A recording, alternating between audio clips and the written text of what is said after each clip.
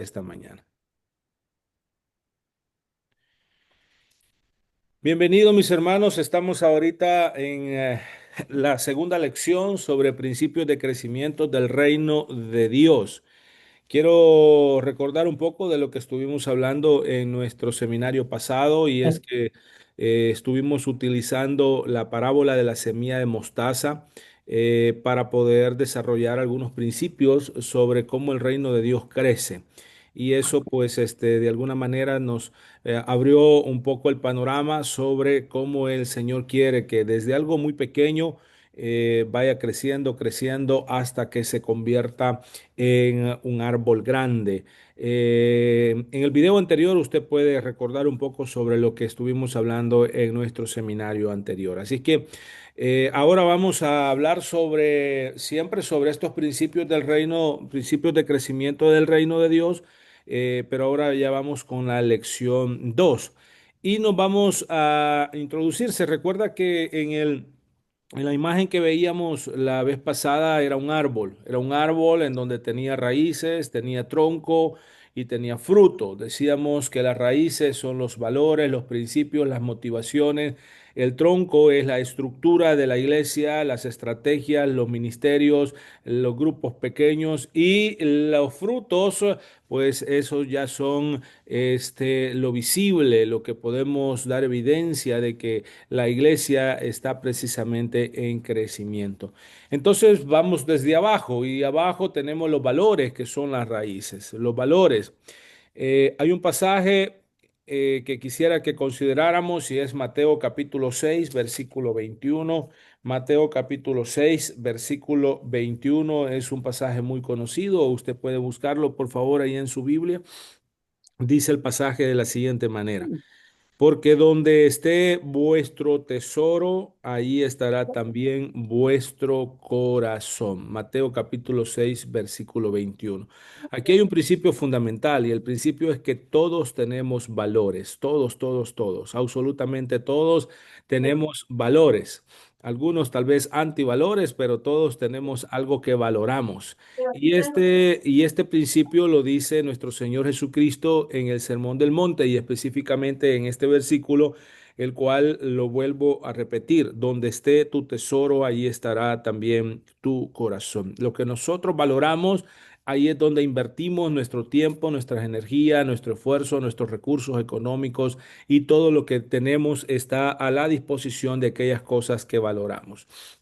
Entonces, desde esa perspectiva, valoremos algunos ejemplos de esos valores que nosotros tenemos. Bueno, alguien puede quizás valorar su trabajo, no solamente como una necesidad, sino como un estilo de vida. O sea, alguien puede llegar a caer en una situación en donde si no trabaja, se enferma.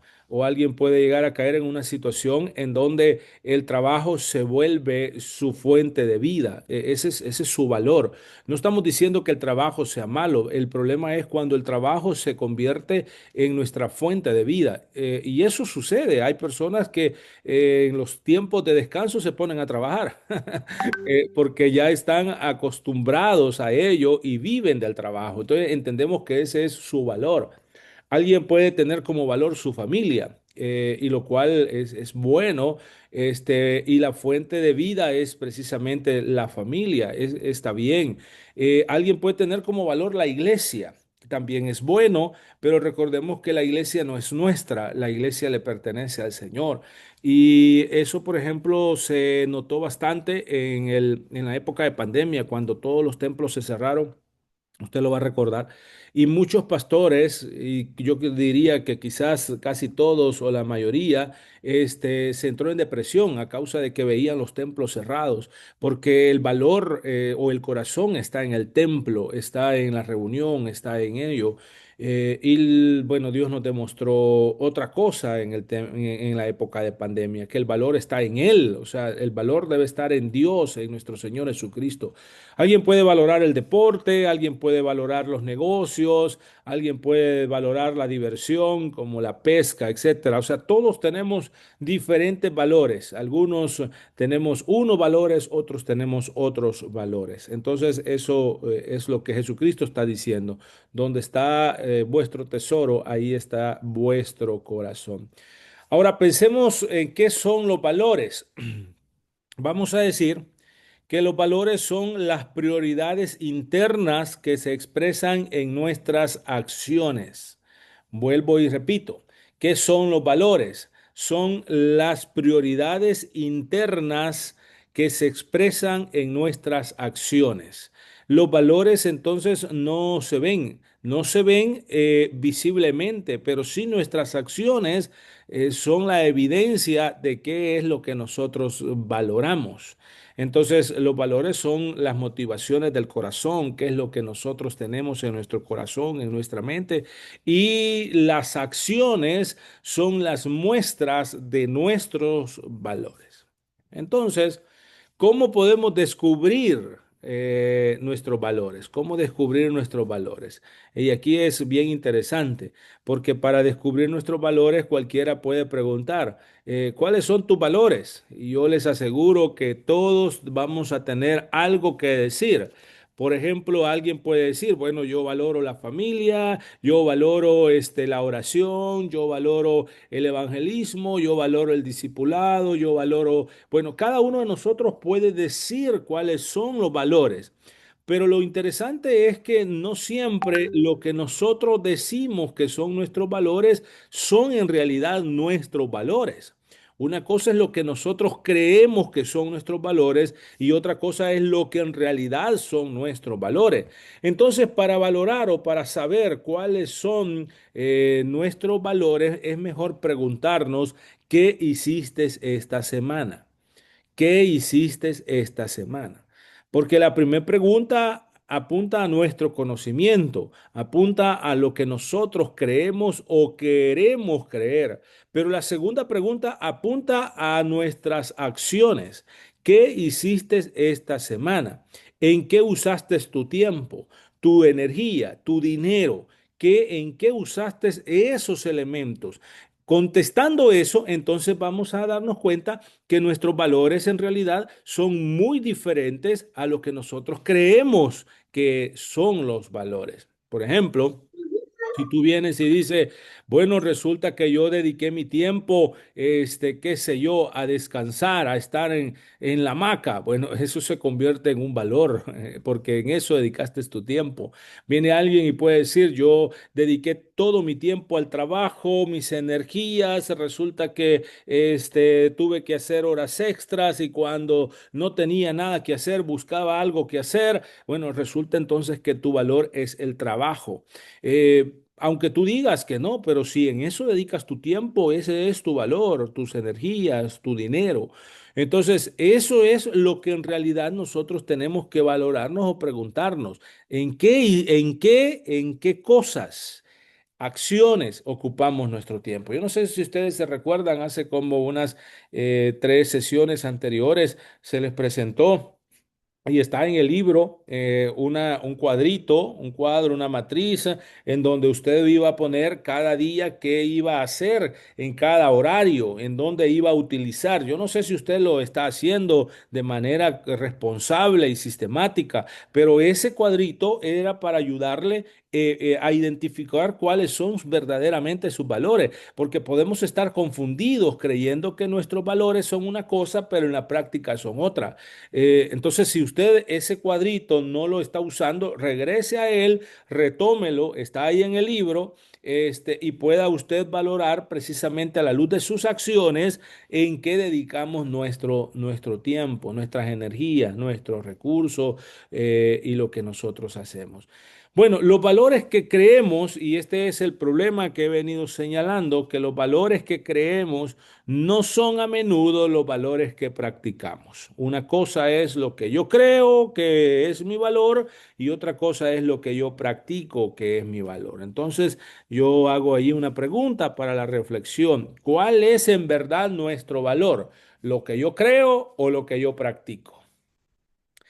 Ahí es donde nosotros debemos de ser muy objetivos en responder esta pregunta, porque lo que yo creo es conocimiento, es intelecto, es sabiduría, pero lo que yo practico, eso es voluntad, eso es obediencia, eso es acciones. Entonces, cuando lo que yo creo con lo que yo practico no van de la mano, no es lo mismo, entonces hay una falta de integridad y de coherencia entre lo que yo creo y lo que yo practico. Porque una cosa es lo que yo creo y lo que yo practico, entonces yo digo una cosa y hablo bonito, con mis palabras yo puedo mostrar algo que yo pienso que así es, pero cuando las personas ven nuestra vida, entonces se dan cuenta que lo que yo predico o lo que yo digo o lo que yo creo no va de acuerdo a lo que yo hago. Entonces allí hay una falta de integridad en nuestra vida y en nuestro corazón. Por ejemplo, ¿cuántos valoran el evangelismo? ¿Cuántos valoran que el evangelismo es un mandato de nuestro Señor Jesucristo? Lo tenemos en los cuatro envíos, por ejemplo, que hace el Señor Jesús en los evangelios, tanto en Mateo como en Marcos, en Lucas, en Juan, y el último envío que aparece en Hechos capítulo 1, versículo 8, es, me seréis testigos en Jerusalén, en Judea, en Samaria, hasta lo último de la tierra. Yo creo que todo cristiano cree que el evangelismo es un valor, eso es lo que cree en su mente. Pero entonces aquí surge una pregunta y aquí ya viene la acción. ¿Quiénes compartieron el evangelio con otra persona esta semana? Y cuando ahí nosotros vemos que no hemos compartido el evangelio con nadie en esta semana, entonces significa que el evangelismo yo lo creo, pero no lo practico.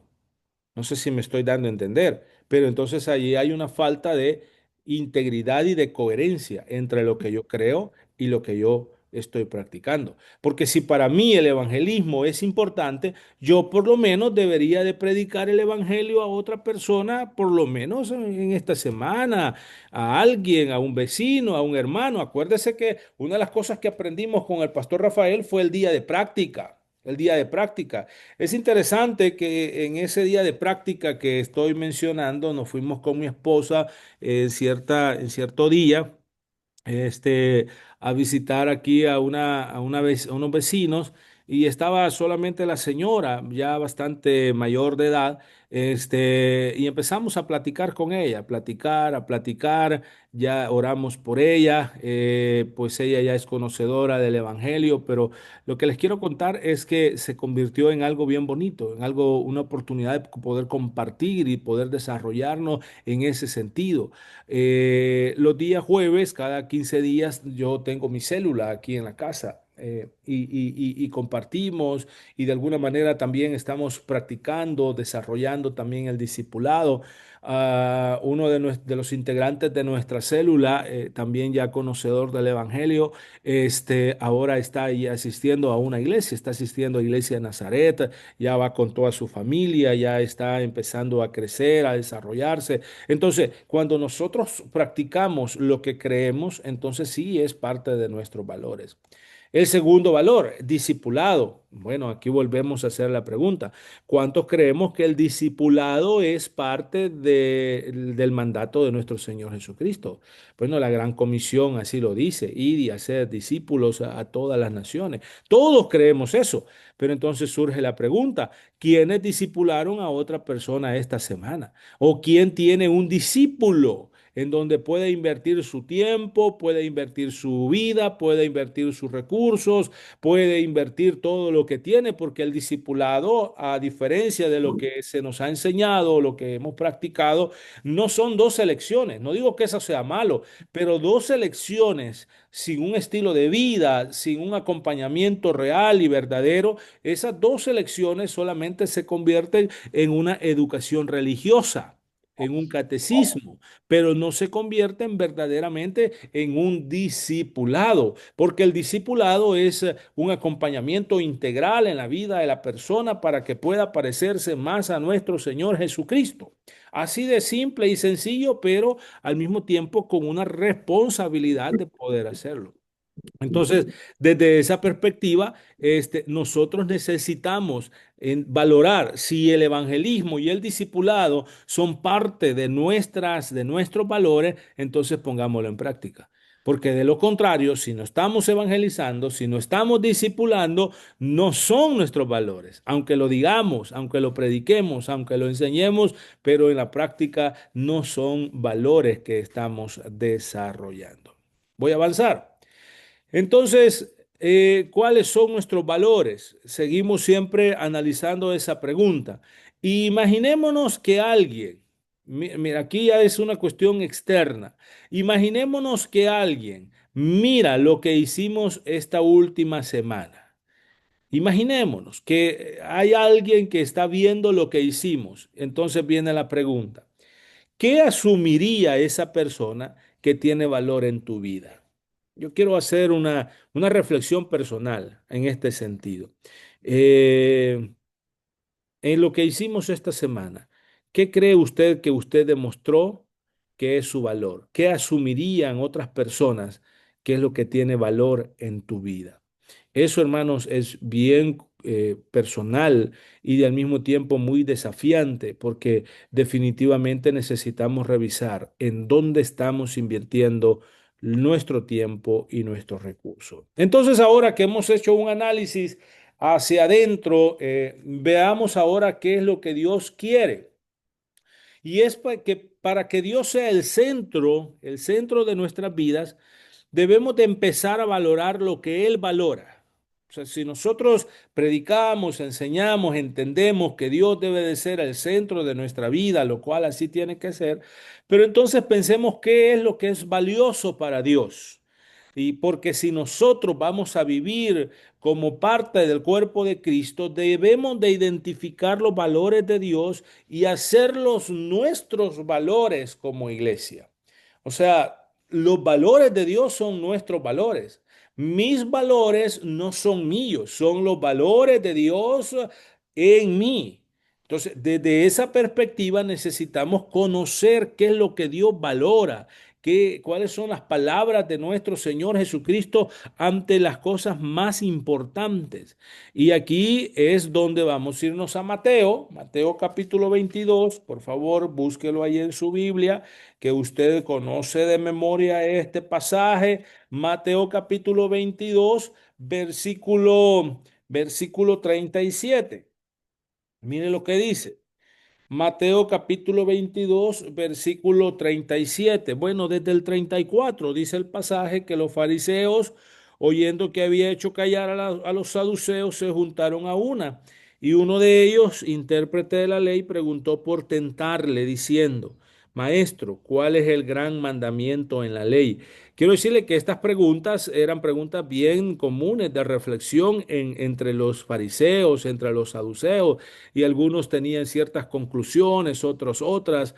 Entonces a Jesús lo estaban poniendo a prueba para poder ver si lo que decían los saduceos era lo correcto o si lo que decían los fariseos era lo correcto, para ponerse en diferentes puntos de vista. Pero viene Jesús y no contesta lo que ellos quieren que contesten. No da una respuesta a favor de los fariseos ni tampoco a favor de los saduceos, porque tanto los fariseos como los saduceos estaban comprendiendo que lo más importante era la ley, lo más importante eran las tradiciones, las ordenanzas, pero Jesús viene y les resume y les dice, Jesús les dijo, escuche bien esto, amarás al Señor tu Dios con todo tu corazón y con toda tu alma y con toda tu mente.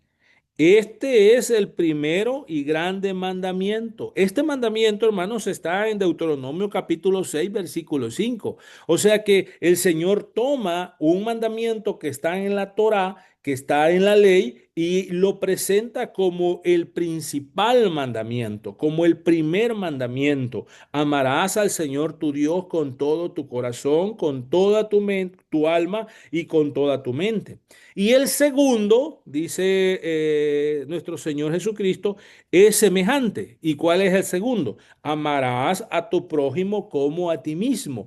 Este mandamiento se encuentra en Levítico capítulo 19, versículo 18. Entonces lo que hace Jesús es que toma la Torá, toma el Pentateuco que nosotros le llamamos y selecciona con mucha pericia, sabiduría e inteligencia dos versículos y los une para crear lo que él llama el primer y el segundo mandamiento. Ambos mandamientos con igual de importancia e igual de semejanza, porque al final dice, de estos dos mandamientos depende toda la ley y los profetas. Mire lo impresionante de nuestro Señor Jesucristo. Jesús utiliza dos mandamientos, dos versículos de la ley y dice, bueno, estos dos son los que resumen. Después de esto depende todo lo demás. Entonces, ahí es donde uno puede comprender qué es lo que Dios valora, porque Jesús define nuestros valores. ¿Y cuáles son? Así de simple. Los dos valores que el Señor define es amar a Dios con todo nuestro ser y amar a las personas. ¿Sí? ¿Me estoy dando a entender? Solamente necesitamos comprender a la luz de estos dos valores principales, amar a Dios y amar a las personas. Amar a Dios, mire, si Israel, el pueblo judío, hubiera amado a Dios, entonces significa que todo lo demás hubiera sido fácil para ellos. Hubieran podido guardar el día del reposo, hubieran podido ser fieles a Dios en sus diezmos, hubieran podido quitar toda la idolatría de su corazón, o sea, amar a Dios. Y amar a las personas hubieran podido ser justos, misericordiosos, que ustedes saben que fueron de las críticas más fuertes de los profetas, que olvidaron la justicia, olvidaron la misericordia, y fue de las críticas más fuertes de nuestro Señor Jesucristo, que sepulcros blanqueados les dice el Señor, hipócritas. ¿Por qué? Porque ellos aparentaban una cosa, pero sus valores eran otras. ¿Se recuerdan de las palabras de Jesús cuando les dijo a sus discípulos, hagan lo que ellos dicen, pero no hagan lo que ellos hacen? ¿Qué está diciendo el Señor? El Señor le está diciendo, bueno, sus valores que tienen en su cabeza, o sea, lo que ellos creen son buenos, pero sus valores que ellos practican, que son la realidad de su corazón, son malos. Eso no los hagan. Entonces, aquí es donde viene, hermanos, un fuerte llamado a nosotros como iglesia y preguntarnos en ese sentido. ¿Estaremos muchas veces como los religiosos de aquella época, como los fariseos, como los saduceos? ¿Estaremos quizás aparentando una cosa, pero en realidad nuestro corazón está lejos del Señor? ¿Están estos valores en nuestras acciones de esta última semana? Haga esa prueba bien fácil que yo he hecho con ustedes, que aunque no ha habido una respuesta así afirmativa o negativa, pero usted lo puede hacer en la iglesia. Usted puede preguntar a la iglesia, ¿cuántos aman a Dios? Y yo le aseguro que todos van a levantar su mano y van a decir amén. Y la otra pregunta, ¿cuántos aman a las personas? A su prójimo, decimos nosotros, amén. ¿Sí? Pero entonces ahí vienen las otras preguntas. ¿Qué ha hecho usted para demostrar que ama a Dios? ¿Ha evangelizado? ¿Ha discipulado? Entonces los amenes ya no son muchos, son pocos. ¿Por qué? Porque nuestros valores no van de la mano con lo que en verdad nosotros hacemos. ¿Cómo se demuestra el amor a Dios y a las personas? ¿Cómo se demuestra? ¿En base a sentimientos? Ah, bueno, el sentimiento no digo que sea malo, pero usted puede decirle a alguien que lo ama cuando en realidad tal vez no lo ama. En base a pensamientos, tampoco los pensamientos, los sentimientos son unas cuestiones emotivas del corazón. Pero ¿cómo se demuestra? En base a la voluntad, o sea, a la acción, a la voluntad. ¿Cómo amar a Dios y a las personas? ¿Recuerdan las palabras de nuestro Señor Jesucristo? Él dijo, los que me aman, guardan mis mandamientos. Los que me aman, guardan mis mandamientos. Entonces, ¿cómo amar a Dios y a las personas? Bueno, guardando. Y usted mejor que nadie sabe que guardar no es colocar en un lugar aparte. Guardar es obedecer. Guardar es hacer. Guardar es practicar los mandamientos de nuestro Señor Jesucristo. Eso es lo que el Señor quiere. Si nosotros amamos a Dios y amamos a las personas, entonces tenemos que obedecer, guardar, hacer, practicar. Son acciones, no emociones, no pensamientos, acciones, acciones. Las emociones y los pensamientos, si me llevan a la acción, está bien. Pero si nada más se quedan en una emoción o se quedan en un pensamiento, entonces significa que no estamos practicando los mandamientos. Bueno, las palabras de Jesús a sus seguidores, por lo menos en los evangelios sinópticos, apelan a la voluntad. ¿Cuál es? Síganme, síganme. No apelan a la emoción, no apelan al sentimiento, ni siquiera a lo intelectual, al conocimiento, sino a la voluntad. Jesús encontró a Pedro y le dijo, sígueme. Encontró a Jacobo y le dijo, sígueme, sígueme. Nos encontró a nosotros y también nos dijo que le siguiéramos. Entonces, ¿qué pasos dar? Y aquí vamos ya a lo práctico, mis hermanos. Práctico, práctico para amar a Dios. Mateo capítulo 4, versículo 4. Y aquí voy a empezar yo a dejar tareas bien básicas que yo estoy seguro que todos la practican, pero que vamos a empezar a dar de alguna manera y en alguna medida vamos a empezar a dar reporte de esto que estamos haciendo. Mateo capítulo 4, versículo 4 dice, Él respondió y dijo, escrito está. No solo de pan vivirá el hombre, sino de toda palabra que sale de la boca de Dios. Entonces, lo primero que el primer paso que vamos a hacer para poder amar a Dios y que haya cierta evidencia de que amamos a Dios es leer la palabra, leer la Biblia, leerla, meditarla, escucharla, tener tiempo con ella. Segundo paso, Mateo capítulo 6, versículo 6. Y esta es una de las preguntas que vamos a contestar luego que terminemos esta participación, que podamos contar, decir si hemos leído la Biblia en esta semana y qué pasajes hemos leído. Mateo capítulo 6, versículo 6, mira lo que dice.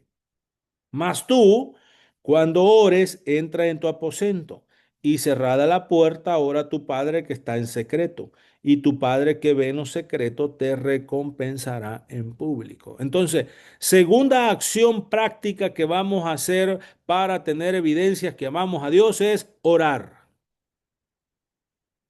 Parece bien irónico, ¿no? Que a pastores y líderes estemos llevando estas, pero es una realidad, hermano.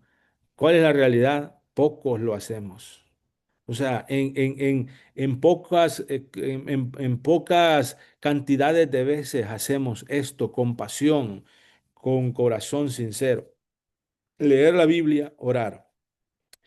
¿Qué evidencia vamos a dar para amar a las personas? Bueno, ahora nos vamos a ir a Marcos. Marcos capítulo 16, versículo 15. Este es el envío que nos presenta Marcos. Marcos 16, 15 dice, y les dijo, id por todo el mundo y predicad el evangelio a toda criatura. ¿Cómo demostramos que amamos a las personas? Predicándoles el evangelio. A los no creyentes. A los no creyentes les predicamos el evangelio. Entonces, el siguiente paso que vamos a dar en esta semana es que cada uno de nosotros vamos a predicarle del evangelio a una, a dos personas durante la semana. Puede hacerlo de manera espontánea, mientras va en el bus, mientras va caminando por la calle, mientras platica con alguien, pero también puede hacerlo de manera sistemática con alguien que usted ya está trabajando y que usted está orando para que esa persona se convierta a Cristo. Así es que la próxima vez que nos reunamos, cada uno de nosotros va a decir si ha compartido el Evangelio, si ha orado, si ha leído y también si ha hecho discípulos. Mateo capítulo 28, versículo 20, es un pasaje que usted también se lo sabe de memoria. Mateo 28, 20 dice, enseñándoles que guarden todas las cosas que os he mandado, y he aquí, yo estoy con vosotros todos los días hasta el fin del mundo. Entonces, a los no cristianos los evangelizo, a los cristianos los disipulo. Así yo demuestro amor a las personas. Entonces, en esta semana, si usted ya tiene un discípulo, anote su nombre y en la próxima reunión usted me va a decir cuál es su discípulo, quién es. Acuérdese este principio básico e importante. Hombres discipulando hombres y mujeres discipulando mujeres y jóvenes discipulando jóvenes, jóvenes hombres con jóvenes hombres, jóvenes señoritas con señoritas y de esa manera discipulándonos unos a otros. Vaya, fíjese bien cómo funciona esto. Es bien práctico, pero al mismo tiempo es difícil de hacerlo. Voy a poner un ejemplo. El pastor Roberto disipula a una persona, esa persona toma a otra persona para disipularlo, el pastor Roberto después toma a otra persona para disipular, su primer discípulo toma a otra persona para disipular y así sucesivamente vamos creando una cultura de discipulado porque necesitamos aprender a discipular. Desde esa perspectiva, entonces, comencemos nosotros. Y para la próxima, usted me va a decir, ya tengo a alguien que estoy discipulando o estoy orando por alguien y vamos a hacer algo, ¿sí? Para que vayamos avanzando en este tema y no nos quedemos solo en la teoría. Vamos a habilitar un día a la semana el chat del grupo, de este grupo, para poder, para que usted escriba ahí el nombre de su discípulo. Y si usted evangeliza, también ahí escribe el nombre de la persona que está evangelizando. Si es un evangelismo ocasional, pues posiblemente no sepa su nombre, pero si es un evangelismo sistemático, usted ya tiene que saber su nombre. ¿Para qué lo vamos a hacer? Para orar. Todos vamos a estar orando por esas personas en nuestros tiempos de oración. Amén. ¿Me estoy dando a entender en ese sentido? Entonces, desde esa perspectiva, vamos a lograr crear un movimiento de este grupo en donde vamos a poder alcanzar a otras personas para Cristo. Bueno, vamos a avanzar. Ah, mire estos valores que son bien básicos, pero que muchas veces son olvidados. Uno, vida devocional. Vida devocional. Hermanos, necesitamos tener nuestro tiempo devocional. Mire, algo que a mí me ha ayudado y que de alguna manera yo quisiera compartirlo es que personalmente ya no le llamo devocional, le llamo mi cita con Dios, mi tiempo con Dios. Es lo mismo, pero por lo menos para mí ha sido como un poquito de mayor responsabilidad al saber que tengo una cita con alguien importante, con el más importante de todos, que es nuestro Dios. Entonces yo le he cambiado el nombre, no por un tema pedagógico o teológico, sino por un tema personal. A mí me ayuda más al pensar que tengo una cita con Dios, que necesito platicar con Él y no pensar en un devocional que es más una cuestión personal. Entonces, eso nada más es mi experiencia y es mi caso, mi hermano. Usted lo puede seguir llamando devocional y si le funciona, qué bueno. Discipulado personal. Vaya, aquí también, hermanos, necesitamos valorar dos cosas. Uno, el discipulado que yo puedo hacer con otra persona, pero también el discipulado que alguien puede hacer conmigo. Yo no sé, y esa es otra pregunta que va a quedar ahí para la reflexión más adelante. Yo no sé si usted puede decir una persona que lo discipuló a usted, que usted puede decir, esta persona fue mi discipulador o el que me discipuló. Ese es bien importante, porque mire, hermano, y esto es también bien triste, hay muchos pastores que no han sido discipulados. Hay muchos líderes dentro de las iglesias que son ancianos, que son líderes, que están ahí porque son pilas, porque tienen habilidades de oratoria, porque tienen una actitud de servicio, pero no han sido discipulados. Entonces, aquí es donde necesitamos nosotros hacer un autoanálisis de decir, verdaderamente yo he sido discipulado. O sea, ¿quién me enseñó a mí a cómo se vive la vida cristiana? Y eso es bien importante. Bueno, evangelismo personal, ya lo mencionamos, vida en el cuerpo, está hablando de la comunión en la iglesia, también es otro valor. Y yo quiero invitarles a que practiquemos estos valores durante esta semana. Entonces, recuerde lo que hemos dicho. Lo que hacemos muestra realmente lo que valoramos, no lo que decimos, sino lo que hacemos. Y lo que Dios necesita, y este es algo bien importante, porque Dios no necesita grandes multitudes para edificar su iglesia. Lo que Dios necesita para edificar su iglesia crece, para que su iglesia crezca, es un grupo pequeño de personas dispuestas a cambiar sus valores, sus actitudes, sus prioridades y sus acciones. Él hace el resto.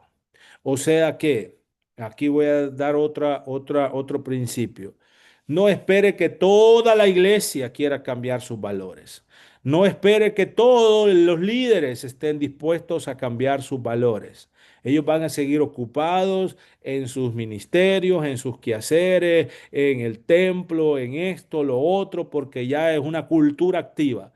Pero identifique dentro de su iglesia a tres, a cuatro, a cinco, a seis, que están desesperados por cambiar sus valores, que ya se dieron cuenta que el Evangelio no es solamente ir a un culto, que ya se dieron cuenta que el Evangelio no es solamente activismo. Identifíquelo, que el Espíritu Santo le guíe para identificar a cuatro, a cinco personas que están con fuego del Espíritu en su corazón, diciendo, esto no es lo suficiente, necesitamos hacer algo diferente. Identifíquelos. Y cuando los identifique, entonces hable con ellos y dígales, mira, yo estoy en ese mismo sentir, necesitamos hacer algo diferente, necesitamos evangelizar, necesitamos hacer discípulos, transmítale la visión a este pequeño grupo de personas, empiece a discipularlos, a cambiar sus actitudes, sus prioridades, sus acciones,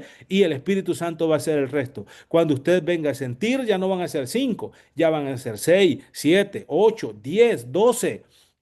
No toda la iglesia se va a unir, pero sí va a crear un movimiento en donde va a permitir que estas personas puedan ser identificadas para empezar a crecer el reino de nuestro Señor Jesucristo. Yo le pregunto, ¿cree que habrán de esas personas entre nosotros?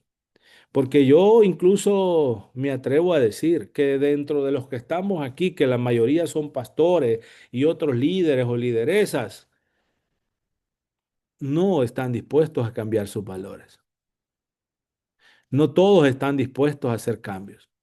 Están ocupados, están en el activismo, de hecho muchos están pensando en todo lo que tienen que hacer, pero no están pensando en qué cosas deben de cambiar para poder seguir adelante.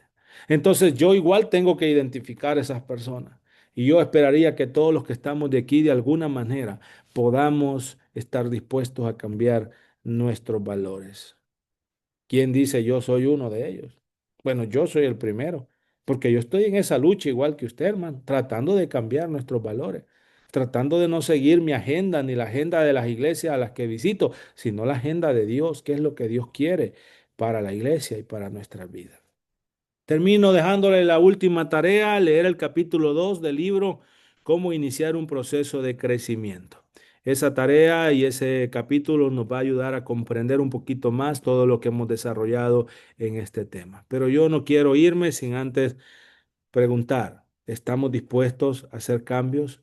¿Estamos dispuestos a valorar el evangelismo, el discipulado, a poder también encontrar personas que estén en ese mismo deseo dentro de la iglesia? Si usted está dispuesto, ahí donde está, cierre sus ojos. Vamos a orar. Señor Jesús, queremos hacer cambios en nuestros valores. No queremos, Señor Jesús, solamente estar ocupados en el activismo, ocupados en tantas cosas, pero lejos de ti.